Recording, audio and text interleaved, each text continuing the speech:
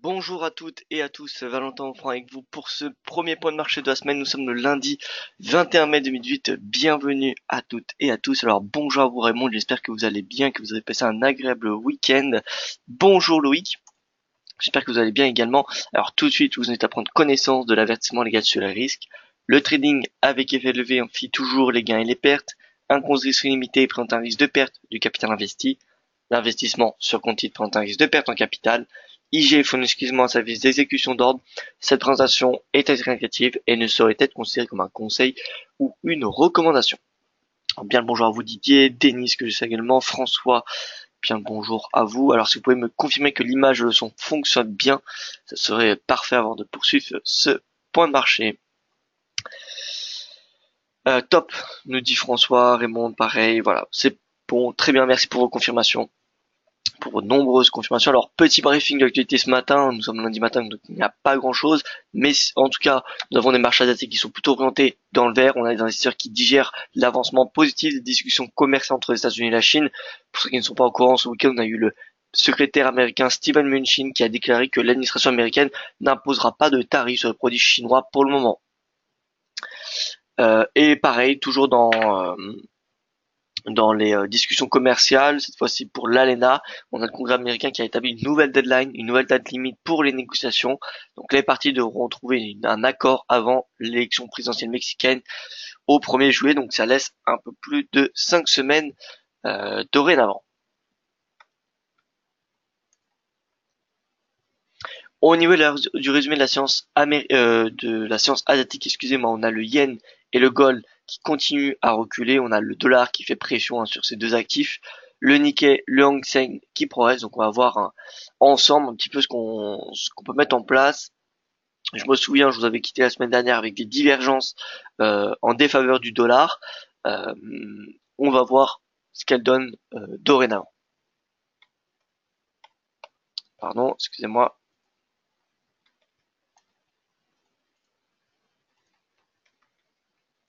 Voilà, donc au niveau du calendrier, il y a rien aujourd'hui. En tout cas, tout est pas, enfin, toutes les grandes annonces sont passées. C'est même pas des grandes, c'était des annonces classiques qui étaient passées cette nuit. Pour le restant de la journée, nous n'avons rien d'autre.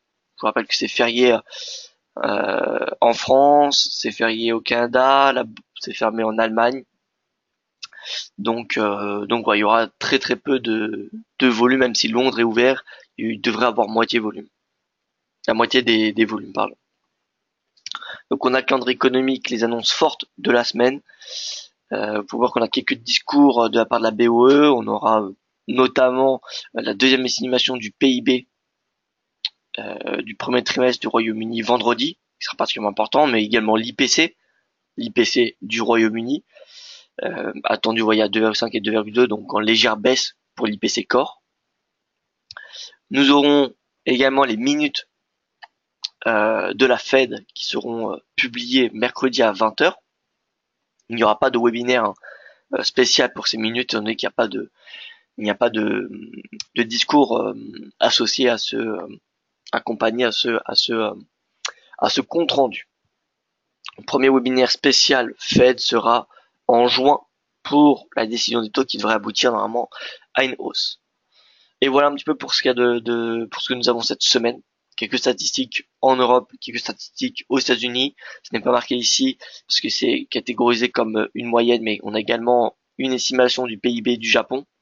Ça va être important également. On va voir ça tout de suite. Il me semble que c'est mercredi.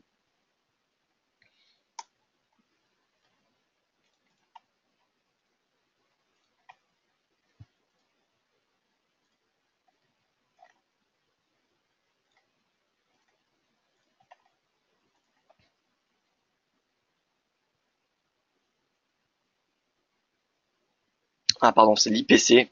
Donc on a un IPC vendredi. 0,5-0,6%, donc inchangé par rapport au mois précédent.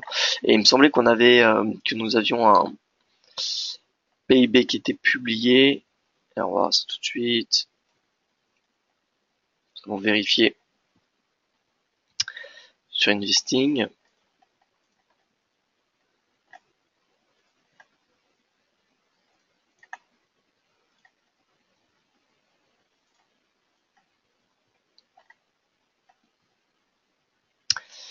Alors non, je me suis trompé. Bon, bien écoutez, on a l'IPC du coup de vendredi et l'IPC Core de la BOJ mardi.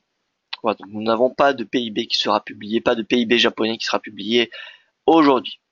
Alors on commence tout de suite, je vous propose par le Forex, étant donné que bon, les indices européens vont être assez calmes ce matin.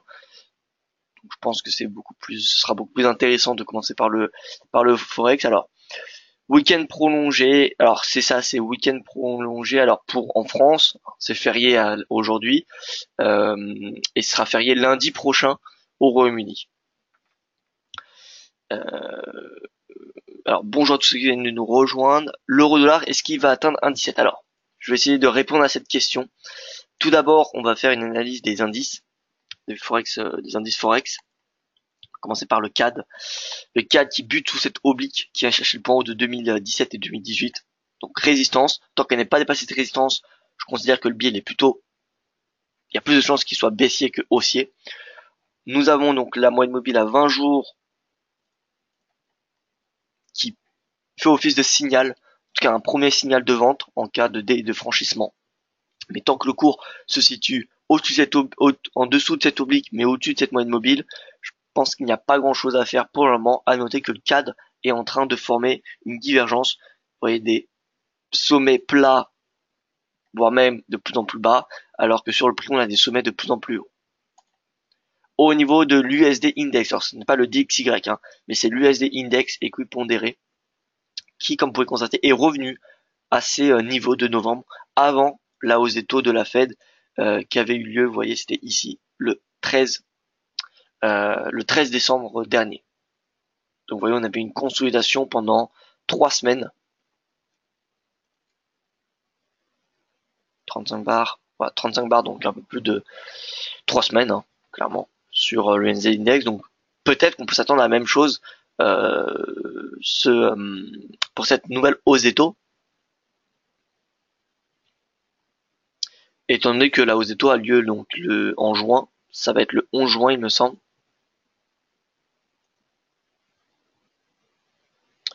Le 13 juin, excusez-moi.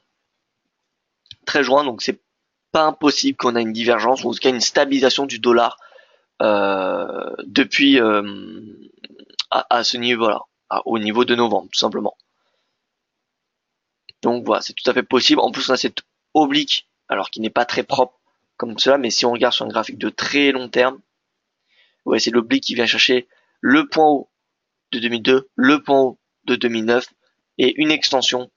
Et vous voyez très bien une forte zone de résistance, même si voilà, cette oblique elle a été dépassée, ça n'empêche pas le fait que on peut avoir une réaction du marché à cette oblique. Donc, dollar, il continue d'être haussier, mais je pense que le biais se diminue nettement.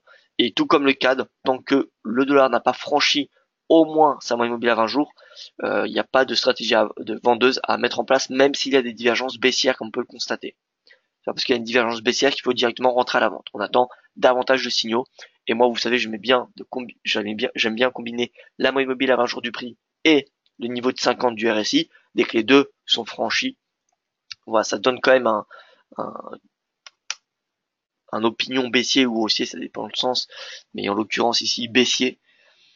Donc voilà, si on a l'USD Index par exemple, avec une divergence baissière, le RSI qui franchit 50 et le prix sa moyenne mobile à 20 jours, ça sera trois signaux même avec les divergences exploitables pour passer à la vente.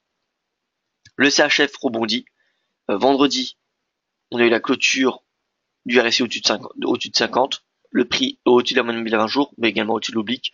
Donc voilà, le franc suisse, c'est une devise à acheter sur du court terme. Et je pense, alors on va pas s'attendre à un bull market sur le franc suisse, mais on peut s'attendre au moins à une correction de l'ordre de 38 à 50% de cette précédente tendance. Donc, vous voyez, on a une marge de progression d'à peu près 1%, je dirais, sur le franc suisse. Alors de vue, vous voyez, 1%. Voilà. Et donc ça laisse une marge de progression quand même exploitable sur le franc à court terme. Le GBP consolide à ses plus bas de l'année. Comme vous pouvez constater, on n'a pas de divergence, on n'a pas de signaux baissiers. Donc voilà, pour le moment, moi je reste neutre. Ça peut être une devise toujours qui se vend pour le moment.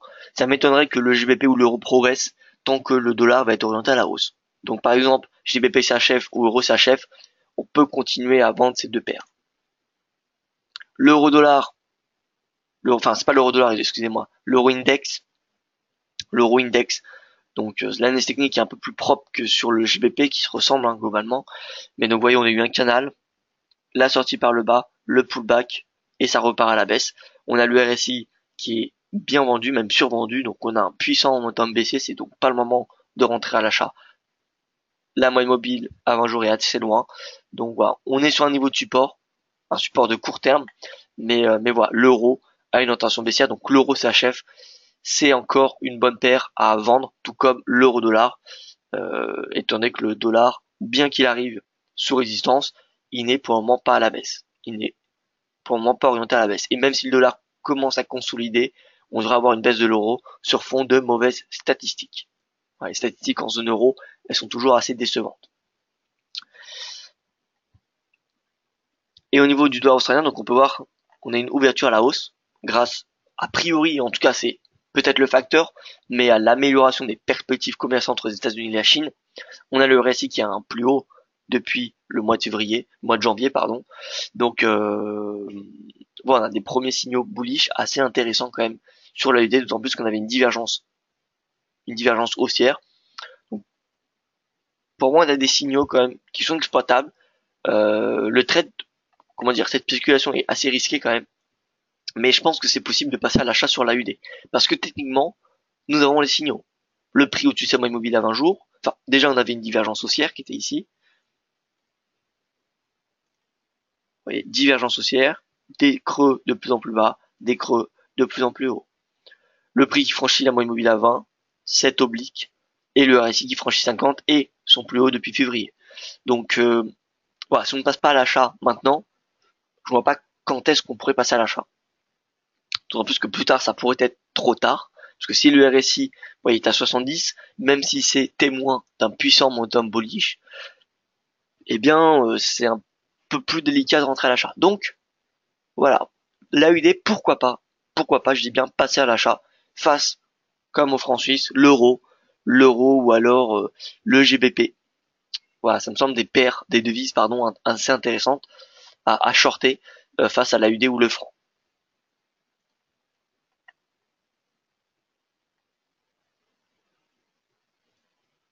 Le NZD rebondit, mais on n'a pas de signaux bullish. On a un rebond, oui, mais pas de divergence. La moyenne mobile à 20 jours qui reste encore au-dessus du prix. Donc voilà, NZD, je reste neutre. Et le yen, alors le yen, voilà, il baisse, comme vous pouvez constater. Je reste aussi sur du moyen long terme. La vente USD yen, c'était finalement probablement pas le bon timing, même si je reste plutôt optimiste sur stratégie vente du dollar face au yen jusqu'à 105, voire même 100 sur du moyen long terme, personnellement. Mais donc le yen arrive sur un support, c'est peut-être ça le plus important, qui pourrait être synonyme de prix attractif pour le marché, et donc payer à nouveau le yen. En tout cas, à court terme, pour le moment, le yen, il y a pas grand chose à faire. Donc voilà, s'il y avait deux devises sur lesquelles je devais m'intéresser, c'est l'euro, le GBP plutôt à la vente, et à l'achat, CHF et AUD plutôt à l'achat, plutôt à la hausse. Ce qui nous donne, alors on va faire ces paires croisées et ensuite on passe aux paires majeures. Donc l'euro AUD, l'euro CHF, euro CHF qui teste son oblique, oblique haussière 2017-2018. Donc le prix est à 1,1733, donc on est à la baisse sur l'euro CHF depuis longtemps. Nous sommes à la baisse depuis début du mois de mai. Voilà. Pour ceux qui se posent la question, est-ce que c'est encore le moment de passer à la vente? Ça me semble possible, étant donné que le CHF, voilà, il est bullish et l'euro il est baissier. Maintenant, en termes d'un point de vue ratio rendement, c'est pas l'idéal, mais voilà, l'objectif baissier, c'est clairement la moyenne mobile à 200 jours. Je pense que la moyenne mobile à 200 jours peut être atteinte prochainement. Sinon, l'euro UD peut-être est un peu plus intéressant. Regardez, on a eu le franchissement vendredi, tête oblique. D'ailleurs, j'ai pas eu l'alerte, peut-être parce que je me suis pas connecté en fin de semaine. Mais donc, vendredi, on a la clôture sous cette oblique. Donc là, on a le signal baissier eh bien déjà jusqu'à 1,55. Mais à terme, je pense qu'il peut clairement venir chez les 1,50. Si on a l'AUD, si on a finalement un accord commercial qui est conclu entre la Chine et les États-Unis, l'AUD va probablement revenir vers sa zone de prix et va surperformer probablement le Forex. Donc je pense que l'euro UD pourrait revenir chez les 1,5 si on a bien évidemment un accord commercial qui est signé entre les États-Unis et la Chine. Mais ça pourrait prendre pas mal de temps quand même. Sinon, donc, on continue sur le GBP avec le GBP, GBP UD, signal baissier, cassure de l'oblique, donc signal baissier jusqu'à 1,75, c'est psychologique, et ensuite 1,70. Voyez d'un point de vue Fibonacci, on prend le point bas, on prend le point haut, et là 50%, donc on a une zone de prix qui est ici entre 38 et 50%. Voilà, ça c'est la zone, c'est le premier niveau de support, c'est la première zone à viser. Sur le GBP AUD, donc regardons, stop au-dessus de pression plus haute fait 240 pips de risque pour 300, vous voyez, au moins 300 pips de gain. Donc là, on a un ratio scannement plutôt intéressant à la vente sur GBP AUD. Donc voilà, vente GBP AUD jusqu'à environ 1,75. GBP CHF, c'est pareil. GBP CHF, ça peut être intéressant à vendre. GBP CHF, tout simplement viser cette oblique. Hein. C'est le premier support que je surveille. À noter les divergences haussières. Vous voyez. Donc ça à surveiller. GBP CHF, retour donc vers 1,32. 1,32 maintenant d'un point de vue ratio risque-rendement. Stop, au-dessus de pression plus haut, ça fait 155 pour 227. Donc voilà, pareil. On a un ratio risque-rendement plutôt intéressant ici à la vente sur le GBP CHF. À vous de voir si ça vaut le coup de rentrer à la vente sur la livre face à la UD ou le CHF. Mais en tout cas, sur le GBP, il semblerait qu'il y a des meilleurs scénarios plutôt que sur l'euro. À propos du GBP, on entend plus parler des entretiens entre l'Europe et l'Angleterre sur la négociation. Est-ce que c'est au point mort? Non, ce n'est pas au point mort. Hein. Les discussions qu'il y a entre les deux régions. Tout simplement, ça se passe plutôt bien. On n'est pas dans une phase avec une deadline, avec une date butoir, alors qu'en décembre l'année dernière, on entendait beaucoup parler parce que voilà, l'Europe avait mis sous pression le Royaume-Uni, avait mis sous pression Londres pour trouver un accord sur les 3 points. Je vous rappelle, c'est le sort des Européens au Royaume-Uni après Brexit, la frontière irlandaise et la facture du divorce. Donc il y avait une date butoir qui était en décembre dernier, donc pendant tout l'automne, pendant tout le second semestre, de l'année dernière, on avait beaucoup de nouvelles sur le Brexit. Actuellement, ce n'est plus au premier plan parce que on a le marché a d'autres priorités. Les priorités, c'est plutôt les renégociations des traités, ou en tout cas, voilà, les relations commerciales des États-Unis avec les autres pays. C'est plutôt ça le point majeur des marchés en ce moment. Ce n'est plus vraiment le Brexit. Brexit, de toute façon, se fera. Il n'y a plus d'incertitude là-dessus. A priori, le marché est plutôt convaincu que ce soit un soft Brexit, au vu du footy et au vu de la livre sterling. Donc, ouais, pour le moment, il n'y a plus beaucoup d'annonces majeures. Mais c'est à suivre. Dès qu'il y en aura, de toute façon, nous vous tiendrons au courant. Alors, sur mon graphe GBP erreur libellée GBP USD. Alors, oui, pardon, c'est parce que, excusez-moi, je vérifie pas tout le temps parce que un jour j'ai comparé le GBP UD et le GBP USD. Vous voyez, il y a également le GBP CAD. Voilà. Donc c'est bien le GBP AUD, hein, à la vente jusqu'à environ 1,75. Merci pour cela, Loïc. Le GBP USD, donc on passe sur les paires majeures. Vous voyez breakout des 1,35, donc on voit bien quand même la livre qui est sous pression. Donc là, le prochain support c'est 1,32. C'est 1,32 le prochain niveau de support. Le NZD USD travaille un support de long terme qui n'a pas été dépassé depuis l'été 2016. On attend une divergence. Pendant on voit un RSI qui est en train de former un bottom, il n'y a pas de divergence, mais en tout cas on a un RSI qui est à plat alors que le prix a continué à chuter. Premier signal d'achat, donc comme vous le savez, c'est RSI au-dessus de 50 ou moyenne mobile au-dessus ou prix au-dessus de la moyenne mobile à 20 jours.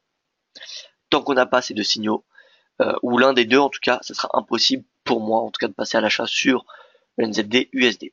L'USD CAD consolide. Voilà, pas vraiment, il n'y a pas grand chose à faire pour le moment sur l'USD CAD. Vous voyez que le RSI est neutre, il évolue au-dessus de 50 et autour de 50 à court terme. Le prix n'a pas vraiment de direction, donc l'USD CAD c'est une paire qu'on met de côté pour le moment. L'USD CHF, on a un dollar qui est fort, mais également un franc suisse qui est fort. On a d'ailleurs un franc suisse qui surperforme le dollar, comme vous pouvez constater depuis mai. Donc voilà, franc suisse et l'AUD pourraient être les deux devises qui fassent exception au dollar USD sur du court terme. Donc finalement, les deux paires majeures qui pourraient être orientées, le dollar pourrait être en repli face à deux autres devises majeures qui sont l'AUD ou le franc. Voilà un petit peu moi mes perspectives, en tout cas pour le moment, c'est surperformance par rapport au dollar, je dis bien, surperformance de l'AUD et du franc, et toutes les autres sous-performent par rapport au dollar, dont surtout l'euro et le GBP. Voilà, donc l'USDCHF, je pense que petit à petit, il devrait revenir vers cet oblique. Alors maintenant, tout reste à savoir quel prix. C'est un petit peu compliqué parce qu'on a le dollar qui est haussier et le franc qui est haussier. Maintenant, je vous rappelle que le dollar, cet USD Index, arrive sous résistance, alors que le franc, il a encore une marge de progression. Donc, de ce fait, je pense que le franc suisse, l'USD franc suisse peut revenir vers 0,99 sur du court moyen terme.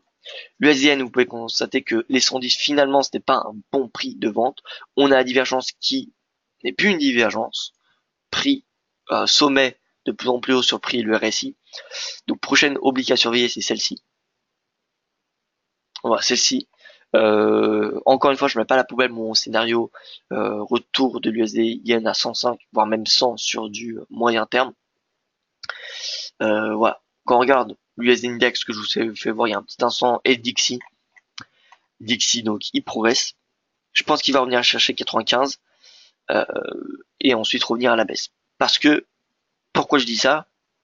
Tout simplement parce que ce qui alimente pour le moment le cours du dollar, c'est ni plus ni moins que la hausse des matières premières. La hausse du dollar est alimentée par la spéculation du marché quant à une quatrième hausse des taux. À quoi peut-être? Pourquoi il peut y avoir 4 hausses des taux? À cause d'une inflation trop élevée. Et pourquoi pour le moment l'inflation accélère? Bon, on a bien évidemment l'inflation corps qui est élevée, mais on a surtout les prix de pétrole. Les prix de pétrole qui augmentent. Et on peut constater que ce bull market a été provoqué par la hausse des coûts de pétrole, qui fait pression sur le marché obligataire. On peut voir le marché obligataire le rendement du 10 ans américain qui est toujours au-dessus des 3%, qui a même marqué un plus haut à 3,11% la semaine dernière. Donc voilà, si demain on a des cours de pétrole qui passent à la baisse, si on a le brut qui revient par exemple à 65 et le Brent à 70, nous aurons le dollar qui va très probablement fortement reculer. Voilà. En attendant, tant que les cours de pétrole c'est un petit peu l'indicateur qui lead le dollar pour le moment sur du court terme. Donc, tant qu'on a le pétrole assez plus haut et qui est orienté à la hausse, pas forcément besoin qu'il progresse, mais tant que le pétrole est à un prix quand même assez élevé, je vous rappelle que le Brent il est sur une année, une somme de 11 mai, le 21 mai, voilà, à peu près, 17-18, voilà. Brent, plus 45%, plus 45%, ce qui est quand même beaucoup. Donc forcément, sur l'inflation annuelle, ça se fait ressentir. D'ailleurs, la composante qui a le plus d'impact sur l'indice IPC, c'est le pétrole. Voilà. Donc le pétrole, tant qu'il va évoluer à ses sommets, ou même pire, enfin, ça dépend, hein, ou même augmenter, continuer à inscrire des nouveaux sommets annuels, eh bien, ça devrait garder le cap du dollar à la hausse. Maintenant, si on a pétrole qui commence à se replier et qui se replie pendant plusieurs séances, voire quelques semaines, je pense qu'on nous devrions voir le Dixie repère du terrain. Voilà, donc moi ce que je surveille pour le Dixie, c'est vraiment le pétrole. Donc est-ce que l'euro-dollar, voilà, il va venir à 1,17? Oui. Oui, il y a des très fortes chances qu'il vienne à 1,17 et même qu'il vienne tester cette oblique vers les, vous voyez, 1,1650. 1,1650. Je pense que c'est possible de vendre l'euro-dollar jusqu'à 1,1650 encore. Avec la zone, je vous rappelle, de probabilité où il y a le plus de chances d'avoir un rebond, c'est entre 38 et 50%. Donc là, on rentre dans cette zone. On rentre à peine. Donc, voilà, cette zone-là, c'est une zone de prix où il y a une probabilité quand même un peu plus élevée que la normale d'un rebond. Donc 1,16,5 à court terme, oui. Voilà, maintenant à court terme, c'est un petit peu relatif, mais en tout cas pour cette semaine, oui, ça me semble fortement possible. On a Dixie qui a encore une marge de progression, et notre USD Index qui a également faible, beaucoup plus faible, on a encore une marge de progression. Donc voilà, euro-dollar toujours à la vente jusqu'à 1,17, voire même 1,16,5. Les GBP USD jusqu'à 1,32. Le NZD neutre, l'USD CAD neutre, l'USD CHF, c'est l'une des seules devises qu'on peut vendre, donc vendre le dollar, même si voilà, on n'a pas encore les signaux suffisants. Si on veut acheter du franc, je pense c'est beaucoup plus intéressant de faire face à la livre ou face à l'euro. Donc au lieu de vendre l'USD CHF, honnêtement, il y a peut-être beaucoup mieux à faire en vendant le GBP CHF ou l'euro CHF.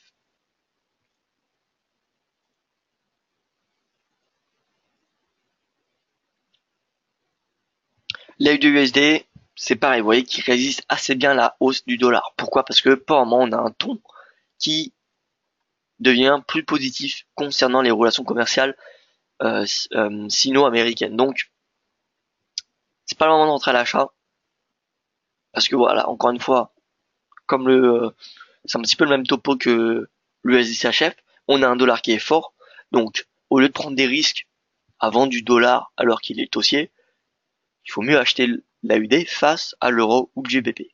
Donc, euro-AUD ou GBP-AUD, c'est deux paires à vendre, enfin, deux paires intéressantes à vendre. Alors, nous avons une question très intéressante de la part de Didier qui nous dit le pétrole monte, or j'avais cru comprendre que l'USD CAD était corrélé à l'inverse du WTI, mais ça n'a plus l'air d'être le cas. Alors, il y a des phases. Malheureusement, les corrélations ne sont pas valides 100% dans le temps. Il y a des corrélations historiques. En effet, entre WTI et l'USD CAD, une corrélation inverse, parce que le WTI, le dollar canadien est corrélé au WTI. Donc si le WTI est haussier, le cadre est haussier et donc fait pression sur la paire USD CAD. Maintenant, quand on a des phases où le dollar US est haussier et bullish, cette corrélation tend à s'affaiblir, à diminuer. Or là, en ce moment, nous avons un puissant momentum haussier quand même sur le dollar. On a une petite phase de respiration en début de semaine dernière, mais on a quand même un puissant momentum et donc la corrélation est totalement mise de côté. Regardez un petit peu l'USD CAD. Dès qu'on a des phases de hausse du dollar US, le pétrole n'a plus beaucoup d'impact sur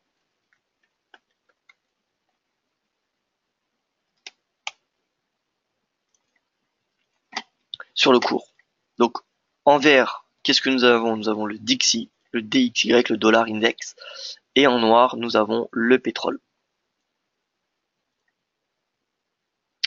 Et là, vous voyez quand même que l'USD CAD, finalement, il est beaucoup plus corrélé au Dixie. Regardez en vert.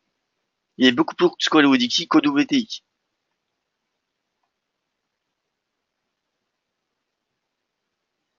Maintenant, vous voyez ici, baisse du WTI, donc baisse du CAD, ce qui permet de projeter l'USD CAD à la hausse.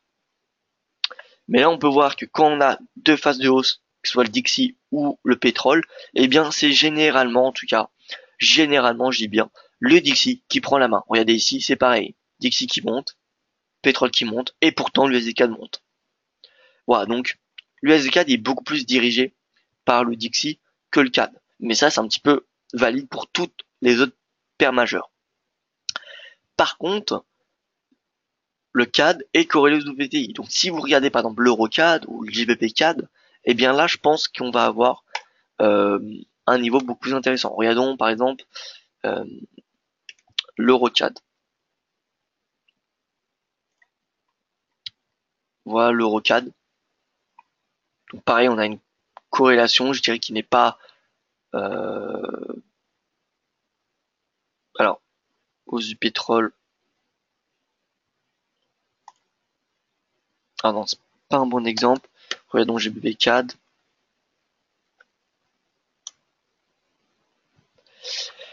GBP-CAD, donc normalement ça devrait faire pression. La hausse du WTI devrait faire pression sur le cours. Or là, ça ne fait pas pression, c'est parce que, voilà, encore une fois, il y avait un puissant momentum ici.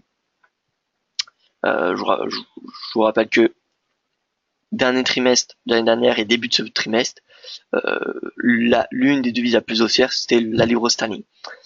C'est celle qui c'était la plus appréciée. Donc c'est normal que le WTI n'avait pas fait des grands effets.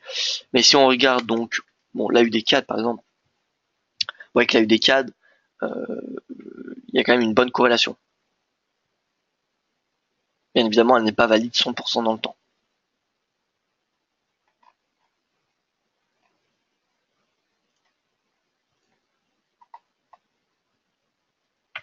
On passe aux indices rapidement. Les indices, il n'y a pas grand chose à dire. Je vous rappelle que le DAX est fermé aujourd'hui.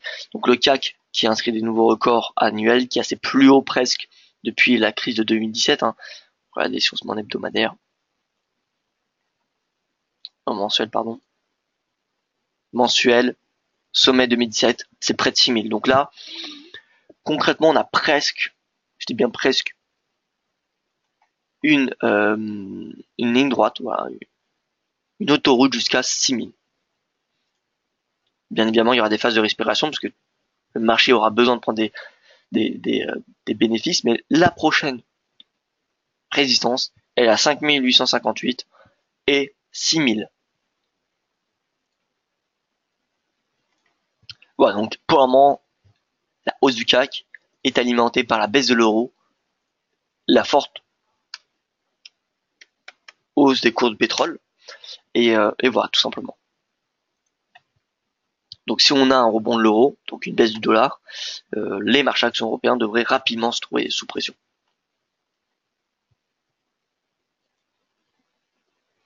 Le DAX n'a toujours pas rattrapé ses sommets de l'année, à l'inverse du CAC 40. Donc le DAX, comme ça fait maintenant des semaines qu'on le dit, on vise un rattrapage de l'indice allemand par rapport à l'indice français. Donc le DAX, premier objectif 13 500. D'ailleurs, c'est beaucoup plus intéressant, je pense, de se positionner sur le CAC que sur le DAX. Et même mieux, sur l'Eurostock 50. L'Eurostock 50, voilà, achat jusqu'à cette oblique baissière. Donc, jusqu'au 3650, à peu près. Et même la finalité, c'est d'aller chercher 3700.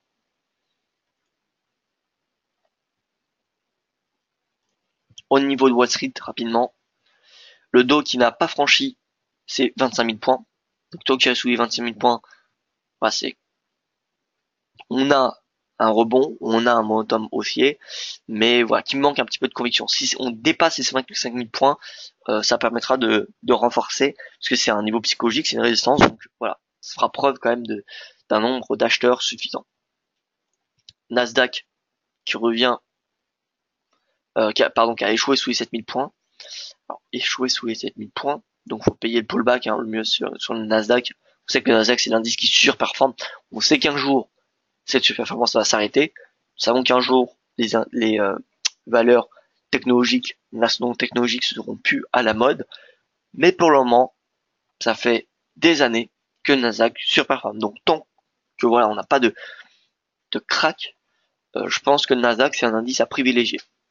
Même s'il faut être conscient qu'il est un peu plus volatile et qu'il est un peu plus risqué étant donné du fait qu'il est exposé on va dire, à un seul secteur, la technologie. Alors certes, la technologie c'est vaste, mais voilà, on part du principe que si on a la tech qui baisse, on va avoir la plupart des valeurs du Nasdaq qui vont chuter, alors que le S&P c'est beaucoup plus diversifié. Mais bon, Nasdaq, on a un support à 6712. Je pense que ce niveau de support peut être intéressant, donc c'est à surveiller de très près. Et le S&P, vous voyez que le S&P a du mal également à dépasser ses 2718 points, qui est le sommet d'avril. Donc voilà, en l'absence de net franchissement, voilà, le ton est plutôt neutre sur les indices américains.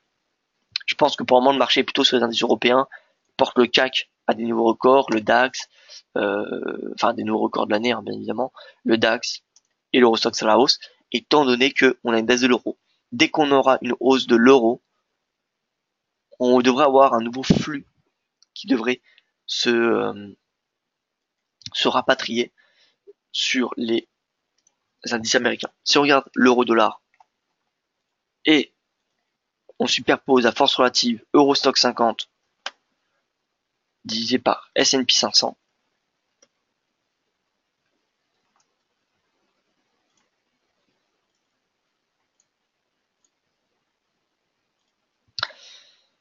regardez un petit peu. Alors, force relative. Hein.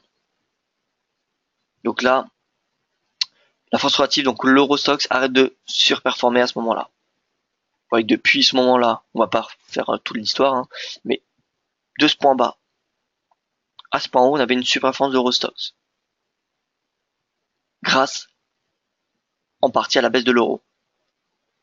Si on a une hausse de l'euro, ça prend un peu de temps à se répercuter sur le marché action, on peut voir qu'ensuite on a finalement la baisse, une sous-performance de l'Eurostoxx 50. Pourquoi? Parce que dans le même temps, enfin, on va dire avec un petit mois de décalage, nous avons l'euro qui progressait. Là, on a l'euro qui baisse. L'Eurostoxx 50, les marchés actions européens qui surperforment. Voilà, donc j'ai envie de dire, tant que l'euro est en baisse, on devrait avoir l'Eurostoxx 50 et les marchés européens qui sont beaucoup plus attractifs. Et dès qu'on aura un rebond de l'euro, ça devrait prendre quelques séances pour se répercuter sur le prix. Alors François qui nous dit le gold à 1280. Gold à 1280. Fort probable, regardez ce matin ce qu'on est en train de faire sur le gold.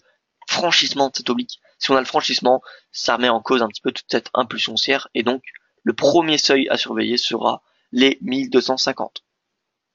1272, pardon. 38% retracement de cette tendance. Donc, ce sera 1272. Le premier support.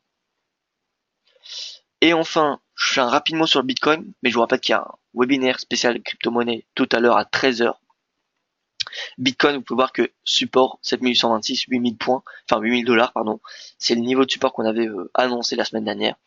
Donc voilà, consolidation du Bitcoin entre 8000 et 10 000 hein, pour faire large.